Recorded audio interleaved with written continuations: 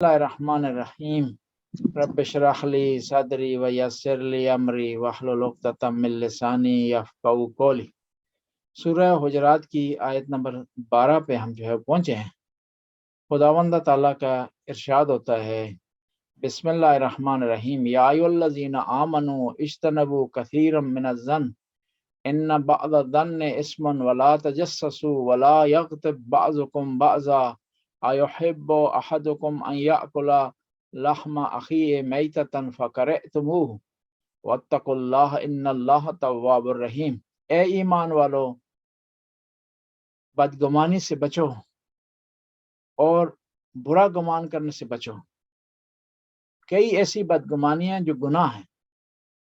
वला तजस्ससू, एक दूसरे की जस्तजू मत करो, एक दूसरे की जासूसी मत करो। वला यग़्तब बअज़ुकुम बअज़ा, एक दूसरे की ग़ीबत मत करो। अयुहिब्बु अहदुकुम अन याकुला लहमा अखीहि मैततन फकरहतुमूहु, क्या तुम ये पसंद करते हो कि अपने मुर्दा भाई का गोश्त खाओ, हालांकि तुम उसके बारे में तुम्हें घिन आती है, इकरार करते हो।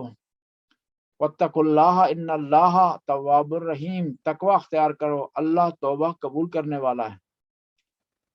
ये जो आयत है बदगुमानी की और गीबत की और जस्तजू करने वाले जस्तजू को मना किया जिस आयत में, इसका एक बैकग्राउंड है।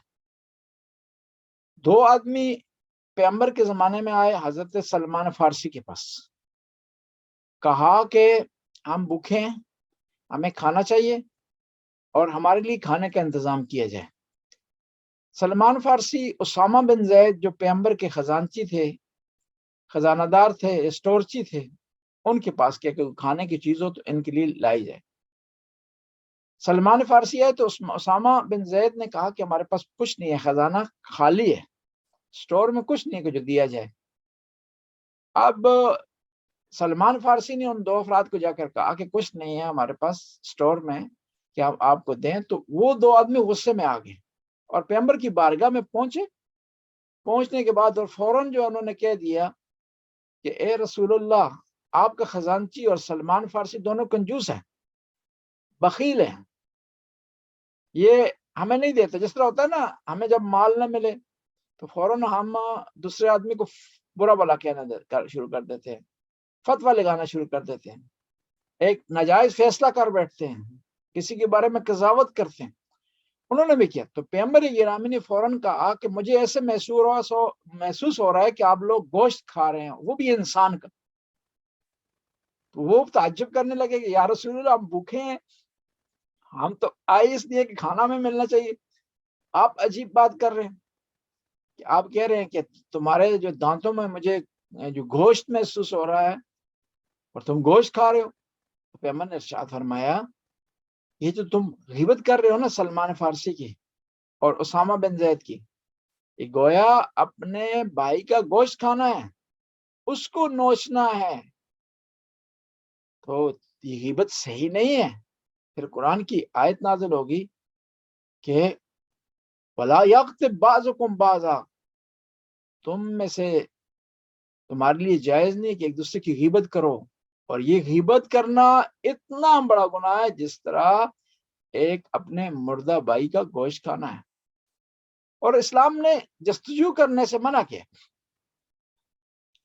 एक दफा हजरत उमर और अब्दुर्रहमान बिन औफ ने सुना कि एक घर में से गाने की आवाज आ रही है, तो फौरन गौर से उन्होंने कान लगाया तो महसूस हुआ कि अंदर कोई खातून गाना गा रही है और कोई शराब की महफिल चल रही। तो फौरन दरवाजा खटखटाया उन्होंने, तो इस आदमी के हाथ में बोतल पकड़ी हुई थी और वहां खातून भी थी। फौरन उन्होंने डांटा उसको। तो उस आदमी ने कहा कि मैंने गलत काम किया, लेकिन आप लोगों ने मुझसे बढ़कर गलत काम किया कि तुमने कुरान नहीं पढ़ा। वला तजस्ससू, एक दूसरे के टो में मत रहो, जस्तजू मत करो, जासूसी मत करो। तो ये तुम लोगों ने ये काम किया, सही नहीं किया। तो वहीं से हजरत उमर वापस आओ। एक और वाकया भी है।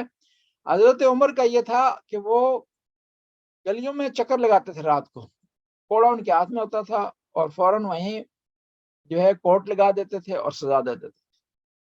تو ایک جگہ پر انہوں نے دیکھا کہ کیا ہوا ہے کہ ایک گھر سے اندر سے شور شرابے کی آواز آ رہی ہے، گویا محسوس ہوا کہ لوگ اندر شراب پی رہے ہیں۔ تو حضرت عمر خلیفہ دوم نے چھلانگ لگائی، دیوار پھلانگ کر کے اندر داخل ہو گئے۔ ظاہر ہے وہ غصہ ان کو بہت آتا تھا، تو اندر داخل ہوئے تو فوراً دیکھا کہ لوگ شراب پی رہے ہیں اور جو ہے وہ شور شرابہ کر رہے ہیں۔ تو انہوں نے کہا کہ میں تمہارا بندوبست کل کروں گا، تم جو ہے وہ دربار میں حاضر ہونا، تو میں سزا دوں گا۔ تو وہاں ایک آدمی آگے بڑھا، اس نے کہا کہ اے خلیفہ وقت، ہم نے ایک غلطی کی ہے، آپ نے 3 غلطیاں کی ہیں۔ تو حضرت عمر نے سوال کیا کہ میں نے کون سی 3 غلطیاں کی ہیں؟ اس نے کہا کہ ہم نے تو ایک غلطی کی ہے، شراب پی ہے، آپ نے 3 غلطیاں کی ہیں۔ پہلی غلطی کی آپ دیوار پھلانگ کر آئے ہیں، قرآن کہتا ہے کہ آت البیوت من ابوابہا، کہ دروازے سے داخل ہونا چاہیے، دیوار سے داخل نہیں ہونا چاہیے۔ کہا اور دوسری کون سی غلطی ہے؟ کہا آپ نے دوسری غلطی کی ہے، قرآن کہتا ہے ولا تجسسوا، کسی کی ٹو میں مت کرو، جستجو مت کرو، کسی کی جاسوسی مت کرو، کسی کے ذاتی معاملات میں انٹرفیئر مت کرو، اور 4 دیواری کا خیال رکھو۔ آپ نے جستجو کی ہے، کان لگائے ہیں اور ہماری آواز تب آپ کو سنائی دی ہے، دوسری غلطی۔ کہا بتائیں تیسری غلطی کون سی میں نے کی؟ کہا قرآن کہتا ہے کہ جب بھی گھر میں داخل ہو تو سلام کرو۔ آپ گھر میں ہمارے داخل ہوئے ہیں، دیوار سے بھی داخل ہوئے ہیں، اور آپ نے جاسوسی بھی کی ہے، اور تیسرا جو ہے آپ نے بڑا یہ غلط کام کیا کہ آپ نے سلام نہیں کیا۔ اور دوسرا یہ ہے کہ سلام میں یہ ہے کہ جہاں اکٹھے لوگ ہوں تو جو اکیلا ہو اس کا کے لیے ضروری ہے کہ وہ سلام کرے، اس کے لیے جو ہے یہ مستحب ہے کہ وہ سلام کرے۔ اور یہ تینوں باتیں جب وہاں کی گئی تو حضرت عمر وہاں سے پلٹ آئے۔ یعنی اسلام جو ہے منع کرتا ہے کس کا؟ جاسوسی کرنے کا اور بدگمانی کا۔ بدگمانی انسان کو اپنے متعلق کرنی چاہیے تاکہ اس کے اعمال ٹھیک ہوں، کسی دوسرے سے متعلق نہیں کرنے چاہیے۔ اور پھر یہ دیکھیں نا کہ گمان، ہمارے پاس 3 چیزیں ہیں، یقین ہے، گمان ہے اور شک ہے۔ شک میں 50% ہوتا ہے، اور گمان میں تقریباً 70% زیادہ ہوتا ہے، اور یقین جو ہے 90 اور 100% کے درمیان ہوتا ہے۔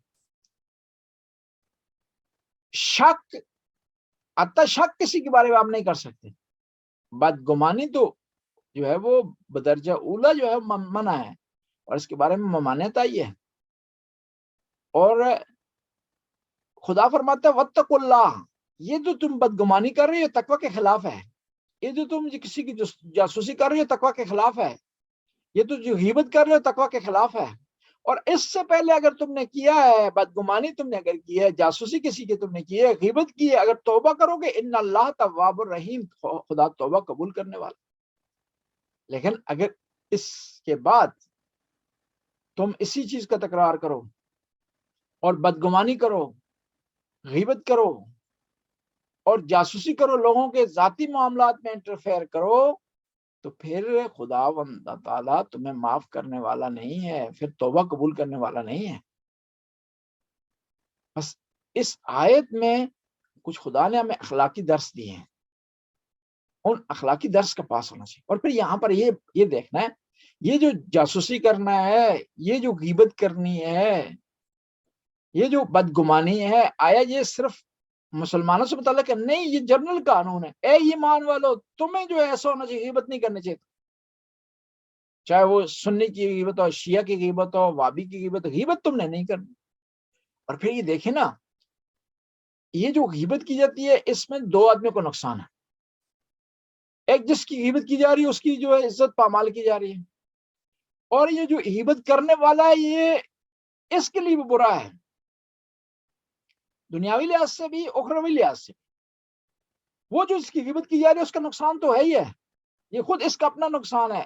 اور اس میں جب اپنا آپ کا نقصان ہے تو اس میں سامنے والا کافر ہو، مسلمان ہو، فاسق ہو، فاجر ہو، نقصان جب آپ کا غیبت کرنے میں، تو آپ کے لیے غیبت پس لہذا کسی کی غیبت بھی جائز نہیں ہے آپ کے لیے، کافر کی بھی جائز نہیں ہے، مسلمان کی بھی جائز نہیں، کسی کی بھی جائز نہیں، کیونکہ جو نقصان آپ کی طرف پلٹ رہا ہے ایز اے مسلمان، اس کو ملوز خاطر کم از کم رکھیں۔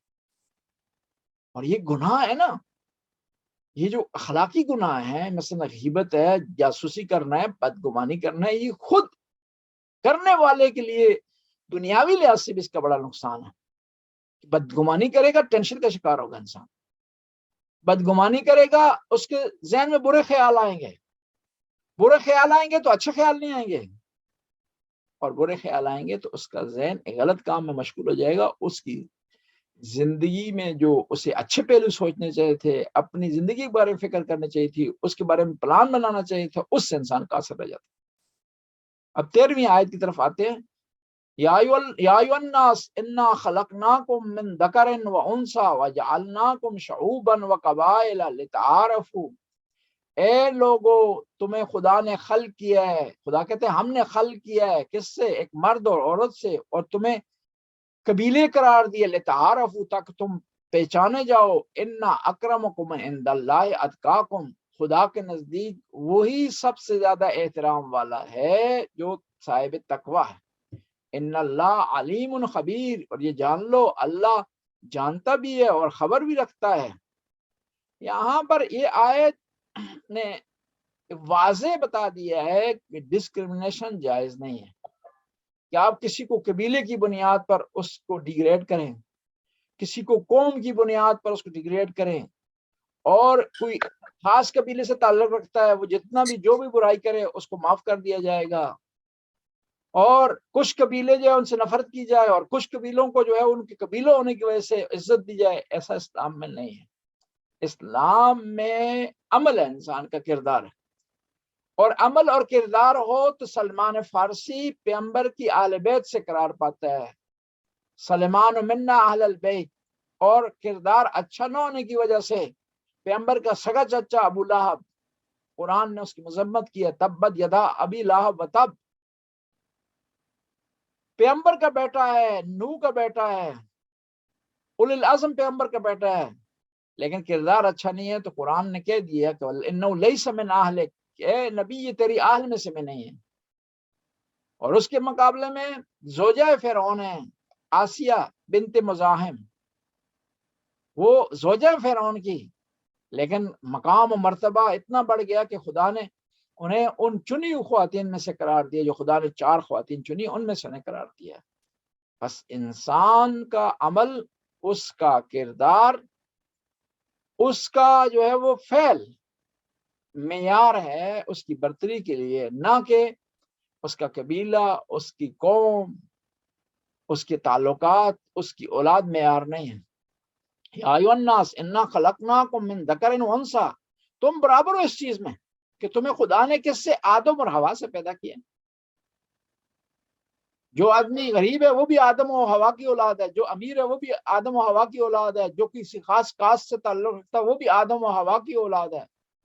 بس برتری کس بات پر ہے؟ برتری اس بات پر نہیں ہے کہ کوئی کس قبیلے سے اس کا تعلق ہے، کس قوم سے اس کا تعلق ہے، کون سا رنگ رو رکھتا ہے، کون سی نسل رکھتا ہے۔ وَجَعَلْنَاكُمْ شُعُوبًا وَقَبَائِلَ، ہم نے تمہیں شعبے قرار دیا ہے، برانچیں تمہیں بنائی ہیں تمہاری، وقبائل، مختلف قبائل میں تمہیں تقسیم کر دیا ہے، لِتَعَارَفُوا، تاکہ جو ہے تم پہچانے جاؤ، ان اکرمکم عند اللہ اتقاکم، اور یہ جو قبیلے، کسی خاص قبیلے سے تعلق ہونا، یہ برتری کا معیار نہیں ہے۔ برتری کا معیار کیا ہے؟ ان اکرمکم عند اللہ اتقاکم، خدا کے نزدیک سب سے بہتر وہ ہے کہ جو کہ صاحب تقوی ہے۔ بس ہمیں جو خدا نے جو معیار قرار دیا برتری کا، اسے ملحوظ خاطر رکھنا چاہیے، اس کے لیے کوشش کرنی چاہیے، اس کے لیے سٹرگل کرنی چاہیے۔ اور پھر یہ اسلام میں نا برتری کا معیار انسان کا عمل ہے، اور اسی وجہ سے اسی بنیاد پر اس آیت کی مخالف جو بھی حدیث ہو اسے رد کر دیا جاتا ہے۔ مثلا سنن ابن ماجہ میں ایک حدیث ہے کہ قزوین کے رہنے والے سارے جنتی ہیں، تو سارے علماء شیعہ اور سنی کہتے ہیں حدیث جعلی، کیونکہ اسلام نے جنتی ہونے کے لیے معیار انسان کا عمل قرار دیا ہے، نہ کہ کسی خاص شہر سے تعلق ہونے کی وجہ سے انسان جنت میں چلا جائے گا، یا کسی خاص شہر سے تعلق ہونے کی وجہ سے انسان جہنم میں چلا جائے گا۔ ممکن ہے کوئی بعض ایسے افراد ہوں جو مکہ کے رہنے والے ہوں، مکہ سب سے متبرک، سب سے مقدس شہر ہے اسلام میں، وہ جہنم میں چلے جائیں۔ اس کے مقابلے میں دنیا کے اس کونے میں اس کونے میں کہ جہاں پر جہاں پر اسلام کا نام و نشان نہیں ہے، لیکن ایک انسان وہاں رہتا ہے، اور وہ انسان خدا سے جو ہے وہ محبت کرتا ہے، خدا سے عشق کرتا ہے، اعمال بجا لاتا ہے، نیکی کرتا ہے، وہ بخشا جائے اور وہ جنت میں چلا جائے۔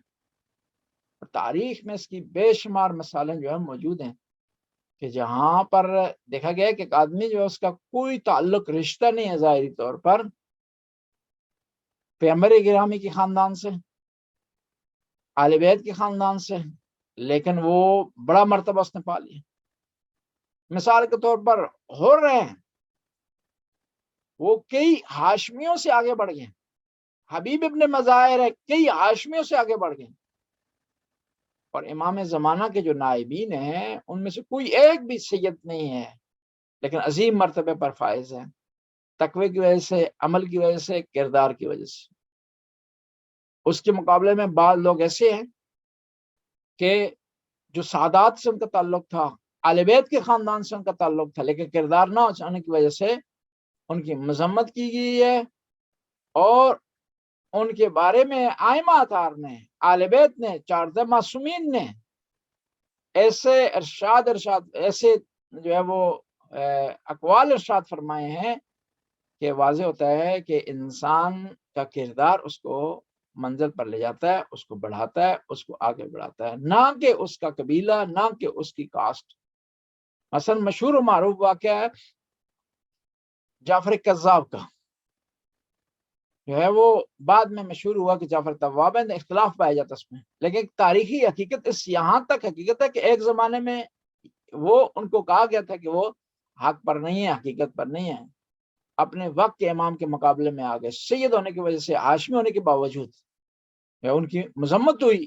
یہ یقینی ہے کہ ایک زمانے میں ان کی مذمت ہوئی، بعد میں انہوں نے توبہ کر لی، یہ بھی قول پایا جاتا ہے، لیکن جو ہے وہ پہلے توبہ سے پہلے کہ ان کا جو ہے وہ عمل قابل مذمت ٹھہرایا، اس کے باوجود کہ وہ امام کے جو ہے بیٹے تھے، امام کے فرزند تھے۔ بے شمار مثالیں تاریخ میں اس کی موجود ہیں، بس ہمیں کوشش کرنی چاہیے عمل پر، کردار پر جو ہے توجہ دینی چاہیے۔ ہاں کوئی اگر نیک ہے، اچھا ہے، مخلص ہے، اور اس کا تعلق بڑے خاندان سے ہے، آل بیت کے خاندان سے ہے، وہ نور علی نور ہے، اس کا مقام، اس کی منزلت بڑھ جاتی ہے۔ لیکن ایک آدمی ہے، سید ہے، لیکن آل بیت سے اس کا رشتہ ہی کوئی نہیں، آل بیت نہ اس کا عمل ملتا ہے آل بیت سے، بلکہ وہ اسلام سے، دین سے خارج ہو گیا ہے، بلکہ وہ ناسبی ہو گیا ہے، آل بیت کے دشمنوں کی صف میں چلا گیا ہے، تو اس کو کوئی ویلیو حاصل نہیں ہے، کوئی اس کو مقام حاصل نہیں ہے، کوئی اس کو برتری حاصل نہیں۔ اور اس کے مقابلے میں ایک آدمی ہے سچا محب اہل بیت ہے، سچا محب اہل بیت ہے، لیکن وہ سید نہیں ہے، اس کا مقام ممکن ہے بعض سادات سے جو ہے بڑھ کر ہو اور جو ہے برتر ہو۔ بس معیار اسلام میں کاسٹ، قبیلہ، قوم، پیشہ یہ چیزیں نہیں ہیں، وہ انسان کا اپنا کردار، اس کا عمل ہے۔ بس انسان کو کوشش کرنی چاہیے کہ عمل کی طرف آگے بڑھے۔ اس لیے امیر المومنین علیہ السلام ارشاد فرماتے ہیں من ابطا بہی عملہ لم یسر بہی نسبہ، جو آدمی عمل کی وجہ سے پیچھے رہ جائے گا، اس کا حسب و نسب اس کو آگے کبھی بھی نہیں لا سکتا۔ بس انسان کو عمل کی کوشش کرنی چاہیے۔ اور پھر دیکھیں نا، کچھ چیزیں انسان کے اختیار میں ہیں، برتری اسلام میں اختیار کی بنیاد پر ہے۔ یہ انسان کے اختیار میں نہیں ہے کہ وہ کہاں پیدا ہو، کس خاندان میں پیدا ہو۔ جو چیز اس نے اپنے اختیار سے نہیں اپنائی، اس کی بنیاد پر نہ اسے سزا ملے گی، نہ اس کی بنیاد پر اسے جزا ملے گی۔ یہ انسان کے اختیار میں نہیں ہے کہ وہ کہاں پیدا ہو، یہ انسان کے اختیار میں نہیں ہے کہ وہ کس کی اولاد ہو، یہ انسان کے اختیار میں نہیں ہے کہ اس کے ماں باپ سفید ہوں، سیاہ ہوں، کون سا ان کی نسل ہو، یہ اس کے اختیار میں نہیں ہے انسان۔ ورنہ اس کے اختیار میں ہوتا تو ہر انسان کوشش کرتا اعلیٰ نسل، اعلیٰ خاندان میں جو ہے اس کی جو ہے پیدائش ہوتی۔ بس جب چیز اس کے اختیار میں نہیں ہے جو کام خدا کے اختیار میں ہے، یہ ہو نہیں سکتا کہ خدا اپنے اختیار کی مطابق کسی کو سزا دے یا کسی کو جزا دے۔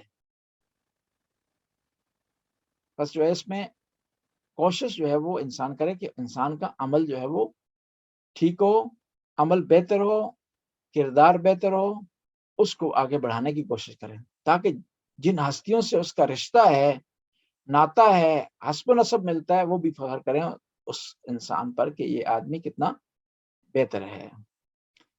اگلی آیت کی طرف جاتے ہیں، قالت الاعراب آمنا قل لم تؤمنوا، عربوں میں سے کچھ لوگ آئے، انہوں نے کہا کہ ہم ایمان لائے ہیں۔ قرآن کہتے ہیں قل لم تؤمنوا، کہو کہ ہم ایمان نہیں لائے، ولکن قولوا اسلمنا، یہ کہو کہ ہم اسلام لے آئے ہیں، ولما يدخل الايمان في قلوبكم، تم کہہ رہے ہو ہم ایمان لے آئے ہیں، حالانکہ ایمان تمہارے دلوں میں داخل ہوا ہی نہیں۔ وَإِن تُطِيعُوا اللَّهَ وَرَسُولَهُ وَرَسُولَهُ لَا يَلِتْكُم مِّنْ أَعْمَالِكُمْ شَيْئًا، تم اگر جو ہے وہ اللہ اور اس رسول کی اطاعت کرو، تمہارے اعمال میں کسی چیز کی کمی نہیں ہوگی۔ ان اللہ غفور الرحیم، خدا بخشنے والا ہے اور رحم کرنے والا۔ اس آیت کو انشاءاللہ نیکسٹ میں اس کا تفسیر کریں گے۔ آج صرف آیت پڑھی ہے، ترجمہ، اور آج ہم کیونکہ سوال بھی کافی بھیج دیے گئے ہیں، ان کو جو ہے اٹینڈ کرتے ہیں، ان کا جواب دیتے ہیں۔ جی سوال ہو گئی تھا اس میں؟ جی قبلہ، السلام علیکم۔ میں اپنا پہلے تو یہ سوالات جو آئے ہیں واٹس ایپ گروپ پہ آپ نے کہا تھا میں وہ پہلے پڑھتا ہوں۔ تو اس میں پہلا سوال ہے کہ ماہ شوال کی روزوں کی مکتب تشیع کی روح سے وضاحت فرما دی، اس کی برکت اور اس کے رکھنے کے بارے میں۔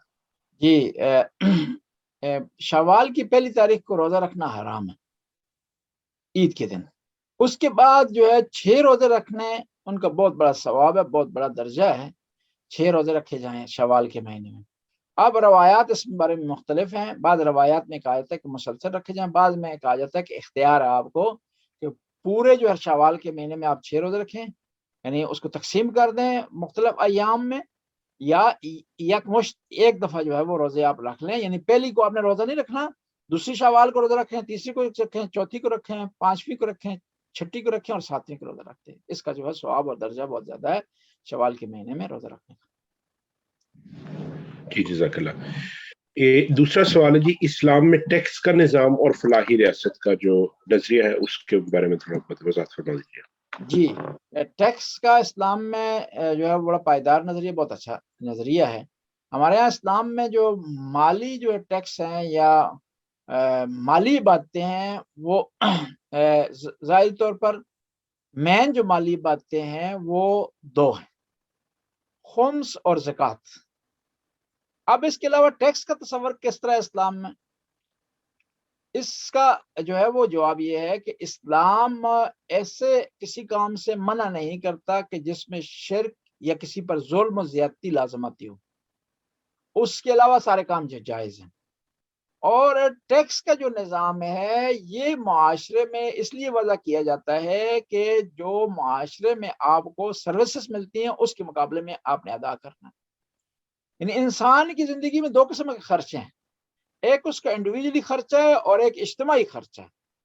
انڈیویجلی خرچہ وہ خود کرتا ہے، اپنی مرضی کے مطابق کرتا ہے، اپنی پسند کے مطابق کرتا ہے۔ لیکن اجتماعی خرچے کے لیے ضروری ہے کہ ایک نظم ہو کہ سارے افراد وہاں پیسے دیں اور وہاں سے یہ خرچہ وہ جاری ہو، کیونکہ ہر آدمی اپنی مرضی کے مطابق کرے گا تو خلل لازم آئے گا۔ اس لیے ضروری ہے کہ اجتماعی خرچے کو کرنے کے لیے اس کے نظام ہونا چاہیے۔ اسلام نے اس کے بارے میں تاکید کی ہے، اور میں بعد میں امیر المومنین کے 2 خطبوں کی طرف اشارہ کروں گا کہ جس میں امیر المومنین نے اشارہ فرمایا ہے زکوٰۃ اور خمس اور اس کے علاوہ ٹیکس اکٹھا کرنے کے بارے میں۔ مثال اس کی اس طرح ہے کہ آپ ایک گھر میں رہ رہے ہیں، اس میں 10 کمرے ہیں، ہر کمرے میں ایک آدمی رہ رہا ہے، تو اس گھر میں کچھ اخراجات ہر آدمی کے اپنے ہیں، کہ مثلا کھانا اس نے اپنا کھانا ہے، اپنے لیے نہانے کا انتظام اس نے خود کرنا ہے، لباس کا انتظام اس نے خود کرنا اپنے لیے، اور اس کے علاوہ اس گھر میں مشترکہ خرچے ہیں، کچھ مشترکہ خرچے، اس گھر کی بجلی ہے، پانی کا اس کا بل ہے، گھر کی جو صفائی آپ نے کرنی ہے، اس کے پردے آپ نے چینج کرنے ہیں، اس کی دیواروں کے رنگ روغن ہے، یہ سب پر آتے ہیں۔ اور وہاں پر جب وہ ایک آدمی کو انچارج نہیں بنائیں گے کہ سب سے اکٹھا کرے اور خرچ کرے تو وہاں خلل لازم آ جائے گا، وہاں پر کوڑا گھر میں پڑا رہے گا، کوئی اٹھائے گا نہیں، اس گھر میں صفائی نہیں ہوگی، اس گھر میں انتظام نہیں چلے گا، اس گھر کی دیواریں گندی رہیں گی، اس کے گھر کی بجلی کٹ جائے گی. ضروری ہے کہ نظام وہاں پر بنایا جائے. نظام وہاں پر جتنا بہتر ہوگا، جتنا اچھا ہوگا، وہ گھر بہتر طریقے سے چلے گا اور سب کو سکون ملے گا. تو ملک نے چلانے کے لیے اس طرح ہے کہ آپ ملک میں رہ رہے ہیں تو وہاں آپ کے انڈیویجول کچھ اخراجات ہیں، کچھ اجتماعی اخراجات ہیں، کیونکہ آپ نے باہر گھر سے نکلنا ہے، روڈ پر آپ نے چلنا ہے، آپ نے پارک آپ کی ضرورت ہے، ٹرانسپورٹ آپ کی ضرورت ہے، دوسرے محلے میں آپ کی صفائی کی ضرورت ہے. گھر کی صفائی تو آپ کر رہے ہیں لیکن محلے میں ضرورت ہے. اس کے لیے ایک نظام ہونا چاہیے کہ لوگوں سے پیسے اکٹھے کی جائیں اور اس نظام کو چلایا جائے، اور اس نظام کو بہتر سے بہتر کریں گے. جتنا اچھا ہوگا وہ ملک اتنا ہی بہتر فلاحی ریاست کلائے گا. اب یورپ میں یہ نظام اچھا ہے، اس لیے ہم کہتے ہیں کہ ہاں فلاحی ریاستیں جو ہے وہ قائم ہے. ہمارے ممالک میں نظام اچھا نہیں ہے، رشوت ہے، فساد ہے، بدعنوانی ہے وہاں پر، تو نظام اچھا جو ہے ہمارے ہاں نہیں چل رہا. بس اس سے منع نہیں کیا. اسی وجہ سے آپ ملاحظہ کریں کہ امیر المومنین کے دو جو ہے وہ خط ہیں. ایک خط نمبر 25 ہے امیر المومنین کا جو مالک اشتر کو لکھا ہے. اس میں آپ نے آداب سکھائے مالک اشتر کو کہ تم نے کس طرح لوگوں سے ٹیکس اکٹھا کرنا ہے، کس طرح تم نے جو ہے وہ زکوٰۃ اکٹھی کرنی ہے لوگوں سے. امیر المومنین وہاں ارشاد فرما رہے ہیں، امام فرماتے انطلق علی التقوی اللہ وحدہ لا شریک لہ، کہ مالک اشتر تم جب لوگوں سے زکوٰۃ، خمس اور ٹیکس اکٹھے کرنے کے لیے جا رہے ہو تو تم تقوی اختیار کرو. ولا تروعن مسلما، اور تمہارے جانے سے کوئی مسلمان ڈرے نہ. ولا تجتزان علیہ کارہا، تم ایسا کام نہ کرو جو کہ ان کی پسند میں نہ ہو. ولا تاخذن منک اکثر من حق اللہ فی مالی، اور تمہیں حق نہیں پہنچتا کہ جو ٹیکس ان پر واجب ہے اس سے زیادہ لو. وَإِذَا قَدَمْتَ عَلَى الْحَيِّ فَانزِلْ بِمَائِهِمْ مِنْ غَيْرِ أَنْ تُخَالِطَ أَبْيَاتَهِمْ. پھر فرماتے ہیں کہ تمہیں حق نہیں پہنچتا کسی کے گھر میں ٹھہرو تم، بلکہ تمہیں چاہیے کہ اپنا خیمہ لگاؤ، وہاں ٹھہرو. وَامْزِ عَلَيْهِمْ بِالسَّكِينَةِ وَالْوَقَارِ، جب تم ٹیکس لینے کے لیے جا رہے ہو تو اطمینان سے، سکون سے اور جاؤ جلال میں چلو. حَتَّى تَقُومُ بَيْنَهُمْ، اور یہاں تک کہ تم ان کے درمیان پہنچ جاؤ. وَتَسَلِّمْ عَلَيْهِمْ، اور یہ بھی ہے تم ٹیکس لینے کے لیے جا رہے ہو تو اب تم کوئی جو ہے وہ پولیس نہیں ہو تم کہ ان کو ڈراؤ، بلکہ تم کیا تسلم علیہم، ان پر سلام کرو اور ان کو سلام کرو. پورا امیر المومنین کا 25 نمبر خط آپ اس کو جو ہے ملاحظہ فرمائیں کہ جو امام امیر المومنین نے لکھا ہے کس کو، مالک اشتر کو. اس کے علاوہ 55 نمبر خط ہے، وہ اسی سے یہ خراج مالیات کو کہتے ہیں، ٹیکس کو کہتے ہیں، یہ لینے سے متعلق ہے. تو اس میں پورے آداب امیر المومنین نے سکھائے ہیں کہ ایک جو ٹیکس لینے والا ہے حکومت کا نمائندہ، اس کو کیسا ہونا چاہیے اور اس کو کس طرح جو ٹیکس لینے کے لیے جانا چاہیے، اس کے آداب، اس کے مینر امیر المومنین نے سکھائے. بس ہم خلاصہ کرتے ہیں کہ اسلام میں جو ہے وہ جو مالی معاملات ہیں ان کی 3 قسمیں ہیں، خمس ہے، زکوٰۃ ہے اور جو ہے ٹیکس ہے. پھر اس کے علاوہ کئی اور ہو سکتے ہیں، صدقات ہو سکتے ہیں، یہ فطرے کا سلسلہ ہے، فدیہ ہے، کفارہ ہے، یہ سارے جو ہے اسلامی معاملات میں آ سکتے ہیں. بس اسلام نے اس سے منع نہیں کیا بلکہ اس کے بارے میں تاکید کی ہے، اس کے آداب جو ہے وہ اسلام نے سکھائے ہیں. اور پھر زمانے کے مطابق اس میں کمی بیشی ہو سکتی ہے. اور پھر ٹیکس ضروری نہیں ہے کہ صرف آمدنی پر ہو، بلکہ کسی اور مد میں بھی ٹیکس لیا جا سکتا ہے. مثلا آمدنی میں ٹیکس ہو سکتا ہے، سیل ٹیکس ہو سکتا ہے، چیزوں کی قیمتیں کم زیادہ کرنے میں ہو سکتا ہے، روڈ ٹیکس ہو سکتا ہے کیونکہ آپ مختلف سروسز استعمال کر رہے ہیں معاشرے کی، اور ان سروسز پر جو خرچہ آتا ہے وہ آپ نے ادا کرنا ہے. اب وہ ہر ملک اپنی ضرورت کے مطابق اس ٹیکس کو وضع کرتا ہے. یہ خلاصہ ہے، اس میں بات لمبی ہے، پورا اس پہ چاہیے تقریباً 8-10 سیشن، لیکن آج مختصر جو ہے خدمت میں یہی سمجھیں گے بہتر ہے. جزاک اللہ جی. تیسرا سوال ہے اس میں واٹس ایپ گروپ میں کہ امام علی علیہ السلام کا معاویہ کے ظلم سے عاجزی اور غیر مسلم پر معاویہ کا جو ظلم ہے اور اس پر افسوس، اس پر تھوڑی مختصر میں وضاحت فرما دیجیے. اس میں کوئی شک نہیں ہے کہ معاویہ نے امیر المومنین، خود امیر المومنین کی ذات پاک پر بھی ظلم کیا اور ان کی حکومت میں بھی ظلم کیا اور ان کی حکومت میں جو لوگ رہتے تھے ان پر بھی ظلم کیا. ان مظالم میں سے ایک ظلم یہ تھا کہ وہ کیا کرتا تھا کہ وہ امیر المومنین کی جو حکومت تھی اس میں جو لوگ رہتے تھے ان پر وہاں ڈاکو بھیج کر کے، حملہ آور بھیج کر کے چھاپہ مار کروائیاں کرواتا تھا، جس میں یہ ایک دفعہ یہ ہوا کہ ایک اس کا گروپ آیا، اس نے انبار عراق کا علاقہ وہاں پر ایک حملہ کیا جس میں ایک یہودی خاتون پر ظلم ہوا اور اس کے زیورات چھین کر وہ لوگ چلے گئے۔ تو امیر المومنین کو خبر ملی، کہا ایک مومن اور مسلمان کے لیے مر جانے کے لیے، اس کے غمزدہ ہونے کے لیے اتنا ہی کافی ہے کہ اس کی حکومت نے ایک اور غیر مسلمان پر جو اس کی پناہ میں تھی اس پر ظلم ہو اور اس کے زیورات چھین کر لے جائے جائیں۔ تو امیر المومنین نے مذمت کی ہے اس معاویہ کے فعل کی، اور پھر وہاں امیر المومنین مومنوں کو ایک درس دینا چاہتے ہیں کہ جو آپ کی پناہ میں آ گیا، چاہے مسلمان ہو چاہے غیر مسلمان ہو، اس کی حفاظت کرنا آپ کے ذمہ ہے، اس کا خیال رکھنا آپ کے ذمہ ہے، اور اگر اس پر کوئی چڑھائی کرتا ہے، کرنے والا اگر مسلمان ہی کیوں نہ ہو، وہ قابل مذمت ہے۔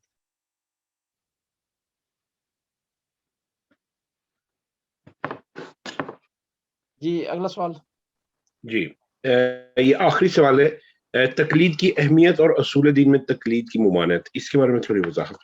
جی تقلید، دیکھیں نا، قرآن نے کہا ہے تقلید کرنے کے بارے میں احکام میں، صحیح، فَاسْأَلُوا أَهْلَ الذِّكْرِ إِن كُنتُمْ لَا تَعْلَمُونَ، کہ اہل ذکر سے سوال کرو جب تمہیں علم نہ ہو۔ اب اس آیت کا ایک شان نزول ہے اور ایک کا عام معنی ہے، جنرل معنی ہے، اور یہ بھی پہلے آپ کو بتا چکا ہوں کہ قرآن کی جو آیات ہیں وہ مختص نہیں اپنے شان نزول سے، بلکہ ان کا ایک جنرل معنی جو ہر زمانے میں ہوگا۔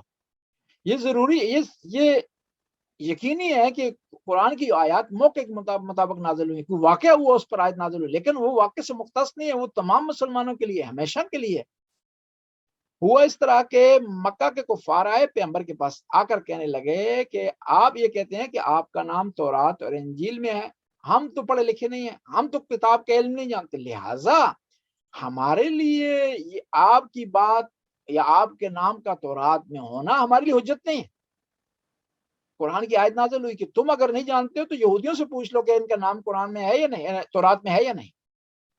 اب یہ اس موقع کے مطابق یہ آیت نازل ہوئی ہے، لیکن یہ آیت کا ایک عام معنی یہ ہے کہ مکہ والے کیوں کہا ان کو کہ وہ رجوع کریں مدینے والوں کی طرف، یہودیوں کی طرف؟ کیونکہ وہ ان پڑھ تھے۔ یہودی کیا تھے؟ پڑھے لکھے تھے۔ بس ہر زمانے میں ضروری ہے کہ ایک ان پڑھ کو پڑھے لکھے کی طرف رجوع کرنا چاہیے، قرآن کا یہ فیصلہ ہے۔ اور دین کے علم میں بھی مجتہدین اور مراجع وہ علم رکھتے ہیں، معلومات رکھتے ہیں، ان کے پاس دوسروں سے زیادہ علم ہے، لہٰذا ایک عام مقلد کو ضروری ہے، ایک عام آدمی کو، عام شیعہ کو ضروری ہے کہ وہ رجوع کرے مجتہد کی طرف، یہ ضروری۔ اب دوسرا معاملہ ہے تقلید کا، عقیدے میں، اصول دین میں کیوں حرام ہے؟ ایک تو قرآن نے اس سے منع کیا ہے، اصول دین میں تقلید جو ہے وہ حرام ہے۔ قرآن کی متعدد آیات ہیں جس میں کہا گیا ہے کہ تقلید جو ہے وہ جائز نہیں ہے اصول دین میں۔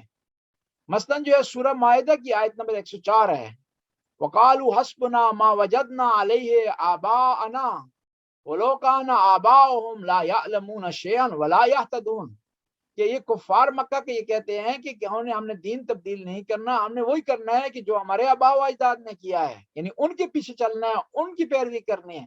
قرآن کہہ رہا ہے کہ تم جو ہے اس عقیدے میں کہ خدا ایک ہے، اپنے آباء و اجداد کی پیروی نہیں کر سکتے ہو، اپنا عقل استعمال کرو۔ اور یہ ہو نہیں سکتا کہ کوئی آدمی اپنے آباء و اجداد کی پیروی کرو حالانکہ اس کے آباء و اجداد کوئی چیز جانتے ہی نہ ہو اور ہدایت مند نہ ہو۔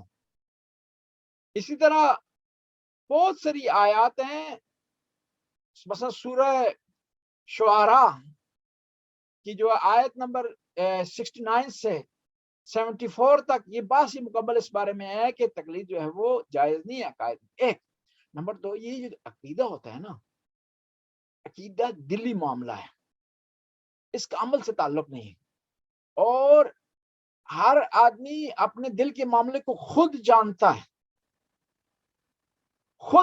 ہے، اور کسی اور کو خبر نہیں ہوتی، اور دوسرا جب خود جانتا ہے تو اس میں اس کے لیے خود جاننے کے لیے جو ہے ضروری نہیں ہے کسی اور کی پیروی کرے ہو. یہ ایک مطلب. دوسرا جو ہے عقیدے کا تعلق یقین سے ہے, اور یقین جو ہے کبھی بھی اجتماعی نہیں ہوتا, ذاتی ہوتا ہے انسان کا. مجھے اس بارے میں یقین حاصل ہو گیا, میرا ذاتی ہے, اور میں اس کو دکھا بھی نہیں سکتا ہوں آپ کو کہ مجھے کیسے یقین حاصل ہو گیا. کوئی ایسی ڈسک نہیں ہے میرے ذہن میں, میرے دل میں, میرے دماغ میں کہ میں اسے نکال کر کے بتا دوں کہ مجھے یقین حاصل ہو گیا. اور عقیدہ کا تعلق یقین سے ہے, اور یہ انڈیویجول ہے. یہ نہ کسی کی اور کے کہنے پر یہ حاصل ہو سکتا ہے, اور نہ کسی کے کہنے پر زائل ہو سکتا ہے. ہاں یہ ہو سکتا ہے کہ کوئی اور دلائل دے, ان دلائل کی روشنی میں آپ یقین حاصل کریں, یہ ایک علیحدہ معاملہ ہے. یہ تقلید نہیں اس آدمی کی, بلکہ تقلید اس معاملے میں, اس معنی میں اگر تقلید ہو تو ہو بھی تو کہیں گے کہ ان دلائل کی تقلید ہے, نہ کہ جو ہے کس کی تقلید ہے, اس آدمی کی تقلید. بس اصول دین میں تقلید جائز نہیں ہے, کیوں قرآن نے منع کیا ہے. دوسرا یہ ہے یقین انسان کا ذاتی معاملہ ہے اس وجہ سے. تیسرا عقیدہ جو ہے انسان کے اندر چھپا ہوا ہے, ضروری نہیں ہے کسی کا عقیدہ جو ہے وہ ظاہر ہو. اور چھپا ہوا جو معاملہ ہوتا ہے وہ انڈیویجول ہوتا ہے, کسی کے کہنے پر نہ اس میں اضافہ ہو سکتا ہے نہ اس میں کمی ہو سکتی ہے. ہاں دلائل جو ہے وہ ہو سکتے ہیں کہ کسی کے دلائل سن کر کے انسان سے متاثر ہو, کوئی عقیدہ بنا لے, کوئی مسئلہ نہیں ہے. تو لیکن ایک سوال اس کی نوعیت سے جو درس دیا ہے وہ غیبت کے بارے میں, کیونکہ کافی ایک ہمارے معاشرے کی پرابلم ہے, جو جبکہ میں نے یہاں پر جو دیکھا ہے کہ کئی دفعہ میری گوروں کے میں بیٹھ کے بات ہو رہی ہو تو کسی تیسرے بندے کی اگر بات ہو تو مجھے گورے نے خود کہا کہ جو ہے نا یہ چونکہ وہ بندہ موجود نہیں ہے اس لیے اس کو اس وقت کر لیں گے بات جب وہ موجود ہوگا, جو کہ میں کافی امپریس ہوا, میں بڑا مطلب امپریس ہوا. بہرحال وہ تو ایک ذرا ان کے معاشرے میں ہے. لیکن میرا جو سوال ہے وہ یہ ہے کہ جس طرح آپ ایک غیبت جو ہے وہ جس طرح ایک بندہ مجرم ہے, ٹھیک ہے نا, اب وہ غلط حرکت کرتا ہے, اب وہ ظاہر اسلام میں تو ظاہر یہ بھی کہ جی پردہ ڈالیں یا چلے نہیں کریں, لیکن جس طرح ہم اس طرح بات کرتے ہیں کہ جی فار ایگزامپل کہ بھی ایسی حرکت نہ کرنا ورنہ تمہارا انجام بھی وہی ہوئے گا جو فلانے کا ہوا ہے فار ایگزامپل. تو آیا کہ اس طرح کی چیز مطلب مثال کے طور پہ کسی کو سمجھانے کے لیے بھی یہ غیبت میں ہی آتی ہے چیز, یا اس کا کیا, اس کو تھوڑا ایکسپلین کر دیں کہ کسی برے آدمی کو ایز این ایگزامپل اس کا ذکر کرنا, اس کی برائی کا ذکر کرنا, یہ اس کے بارے میں. جی کسی برے آدمی کو ایگزامپل کے طور پر یہاں دو طرح کہہ سکتے ہیں. ایک آدمی اتنا کھل گیا ہے کہ سب کو پتہ چل گیا ہے, اور وہ بھی شرماتا نہیں ہے اپنے جرم پر, وہ بھی واضح اوپن کر دیا اس نے, پھر اس کے بیان کرنے سے معاشرے میں بہتری آ سکتی ہے اور معاشرہ نقصان سے بچ سکتا ہے, تو اس میں کوئی حرج نہیں. لیکن ایک آدمی کا کسی کو علم نہیں ہے اور وہ چھپاتا پھرتا ہے, اور وہ سمجھ رہے ہیں کہ اس کے بے نام لینے سے اس کی بےزتی ہوگی, اس کی توہین ہوگی, تو پھر جو ہے وہ مناسب نہیں, پھر نہیں جائز. جی ڈیپینڈ کرتا ہے. اور اسی طرح ایک اور مسئلہ بھی ہے غیبت کے استثناءات میں سے. ایک آدمی آیا آپ کے پاس, اپنی بیٹی کا رشتہ کسی کو دینا چاہتا ہے, اور آپ کو پتا ہے کہ بیٹی مومنہ ہے, اچھی ہے, یہ خاندان اچھا ہے, یہ غلط آدمی کے ہاتھ چڑھ جائے گی, یہاں پر یہ چلی جائے گی, یہ بچی جو ہے وہ غلط خاندان میں چلی جائے گی.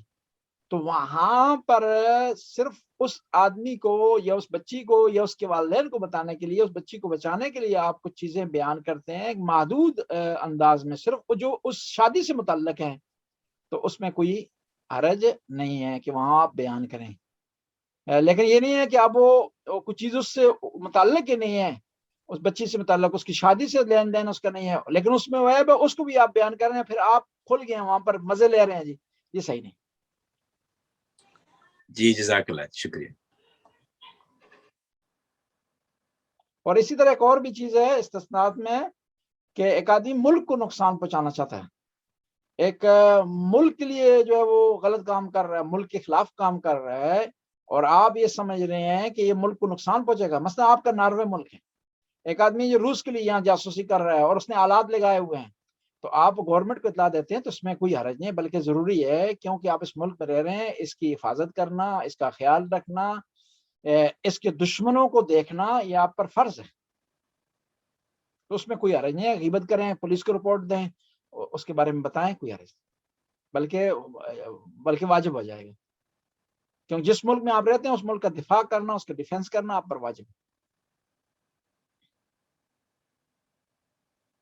جی معظم انہوں نے ہاتھ کھڑا کیا. جی قبلہ شکریہ. بیسیکلی تقلید کے حوالے سے ایک سوال تھا. چونکہ ہم لوگ بر صغیر پاک و ہند کے بیک گراؤنڈ سے ہیں تو ہم دیکھتے تھے کہ ہمارے بچپن میں اور اس سے پہلے ہمارے بزرگ جو ہے وہ تحفۃ العوام سے اپنے مسائل کا حل نکالا کرتے تھے. اب تحفۃ العوام جو ہے وہ 4 مجتہدین آقا سستانی، آقا خمینی، آقا خوئی اور آقا محمد سعید ان کے فتاوی مشتمل ہیں. اور اس کے علاوہ علی نقی نکن صاحب نے اس کو انڈورس کیا ہے اور کچھ فتاوی مفتی جعفر صاحب کے حوالے سے بھی ہیں. تو یعنی تمام مجتہدین تھے جن کے فتاوی پر مشتمل کتاب تحفۃ العوام پہ ہم لوگ عمل کرتے تھے. تو اس کے بعد اویئرنیس آئی، شعور بڑھا اور پھر ہم تقلید کی طرف آ گئے.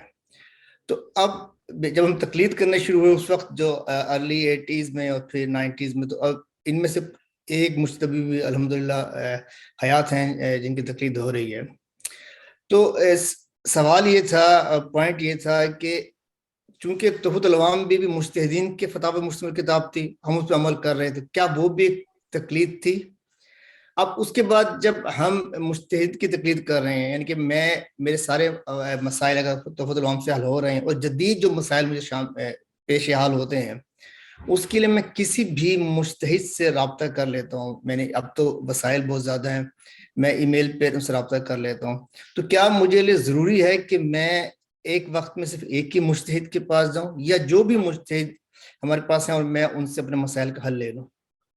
جی، اور جو آپ نے مسئلہ نہ جاننے کی بنیاد پر تحفۃ عوام پر عمل کیا ہے نا، وہ آپ کا مجزی کافی ہے. آپ کو ان نمازوں کو دوبارہ پڑھنے کی ضرورت نہیں ہے، ان مسائل کو دوبارہ جو عمل کرنے کی ضرورت نہیں ہے آپ کی. ٹھیک ہے. اور لیکن اس کے بعد جب کو آگاہی ہوگی ہے تو ضروری ہے ایک مجتہد کو آپ نے فالو کرنا ہے. ہاں، جس مجتہد کسی عمل میں یہ کہہ رہا ہے کہ احتیاط واجب ہے، تو اس صورت میں آپ دوسرے مجتہد کی طرف رجوع کر سکتے ہیں، اس میں آپ جو ہے دوسرے کو فالو کر سکتے ہیں. اور اس میں ایک آسان سی مثال دوں کہ اب سوال یہ ہوتا ہے کہ ایک آدمی اہل سنت تھا، مثلا 40 سال تک سنی تھا، اب وہ شیعہ ہو گیا ہے، تو اب آیا اس نے سنی ہونے کے دوران جو نمازیں پڑھی ہیں اس نے ریپیٹ کرنی ہے، قضا کرنی ہے، دوبارہ جو پڑھنی ہے اس نے، یا کافی ہیں؟ سارے مجتہدین علماء شیعہ سارے کہتے ہیں کہ ضروری نہیں ہے، اس کی نمازیں کافی ہیں. حالانکہ اس کی نمازیں فقہ جعفری کے مطابق جو ہے وہ بعض مسائل کے مطابق وہ نمازیں اس کی صحیح نہیں ہوتی، لیکن اس کے باوجود بھی جب وہ کہتے ہیں کہ شیعہ ہو گئے تو پچھلی نمازیں اس کو اعادہ کرنے کی ضرورت نہیں. مثال کے طور پر نماز میں جو آمین کہنا ہے، ایک شیعہ اگر نماز میں جو آمین کہے گا تو نماز اس کی باطل ہو جائے گی. وضو میں مسح کے بجائے پاؤں کہ اگر کوئی شیعہ پاؤں دھوئے گا تو اس کا وضو باطل ہو جائے گا. جب وضو ظاہر ہے باطل ہے تو نماز ہی باطل. لیکن اس کے باوجود بھی علماء سارے مجتہدین کہتے ہیں کہ اس کو نمازوں دوبارہ پڑھنے کی ضرورت نہیں ہے. ایون اس نے نکاح کیا تھا اہل سنت، جب تھا سنی طریقے سے نکاح کیا تھا. ہمارے ہاں نکاح کی سخت شرائط ہیں اور اس میں عربی میں آپ نے پڑھنا ہے، صیغہ ایجاب و قبول بھی ہونا چاہیے، تلفظ بھی اس کا صحیح ہونا چاہیے. اہل سنت میں ایجاب و قبول اردو میں ہوتا ہے، اپنی زبان میں ہوتا ہے. اس کے باوجود بھی یہ کہا جاتا ہے کہ وہ آدمی شیعہ ہو گئے تو اس کے لیے جو ہے واجب نہیں ہے کہ وہ اپنا نکاح دوبارہ جو ہے وہ پڑھائے یا پڑھے. شکریہ. جی، اور کوئی سوال ہے؟